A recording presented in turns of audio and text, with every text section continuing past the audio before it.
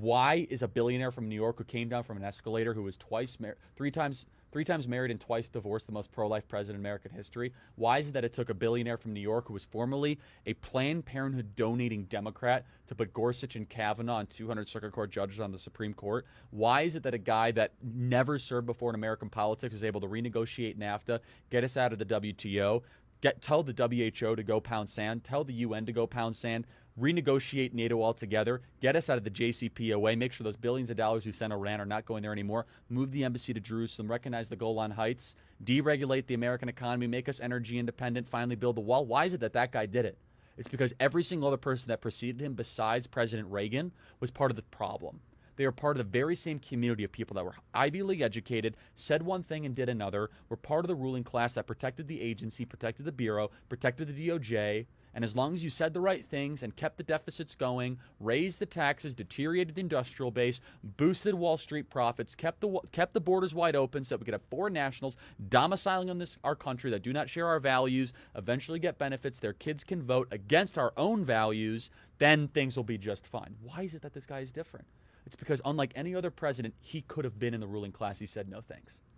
He had enough money to be in the ruling class. He's got more money than James Comey, Andrew McCabe, Peter Strzok, Smirk, his lover Lisa Page, and the person who probably published his book combined and multiplied times 100. He's the only president in modern history to have his own plane and actually go to probably a smaller plane when he becomes president of the United States. He's one of the only presidents that was a best-selling author, #1 TV show on The Apprentice, NBC, literally was in every single rap song, was glamorized. President Barack Obama said the American dream is to be what? Is to be Donald Trump. That's what he said the American dream was. Why is it that this guy's all of a sudden the populist hero? He's supposed to be part of the ruling class. It's because he's a defector from it. It's because he was in the dinners, he was in the cocktail parties, he heard the language, he heard the contempt that the ruling class, the Wall Street financiers, the Washington, D.C. lobbyists, and the Silicon Valley elites that he had to be around. He knew the contempt that they had for the plumber, electrician, the carpenter, the bricklayer, and the person building the very same buildings that he was financing. So he took the woman rink mentality, the philosophy that built that woman rink quicker and better than anyone could have imagined, despite the New York City bureaucracy and the municipal burdensome rules. And he said, I'm going to bring this to Washington, D.C., and I'm actually going to do something that a politician has never done before. I'm going to tell you the truth, no matter how brutal and honest it is. I'm going to do what I say I'm going to do. From the time he went down the escalator, he was the only person running for office that talked about China immigration, the two issues that are most affecting our country now. How was this possible? Because he listened to the very people, the ruling class.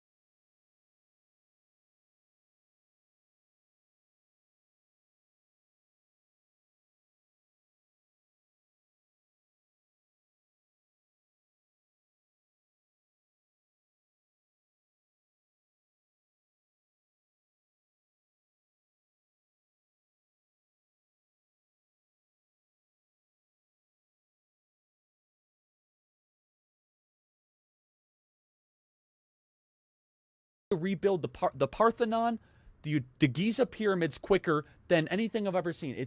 More construction happening in D.C. perpetually. Why? It's the only place in America. This is why 8 out of 10 of the wealthiest counties in America are around Washington, D.C. It's the only place in America where they get richer at gunpoint. They have a multi-trillion-dollar cash flow happening into their center, into their power structure every single year, not because we want it.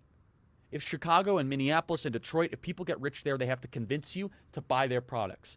Maybe it's manufacturing, maybe it's automobiles, maybe it's Best Buy, which is, of course, a Minneapolis company. But Washington, D.C. is different. They do it at gunpoint. This is why Trump is different, and that's why I wrote the book.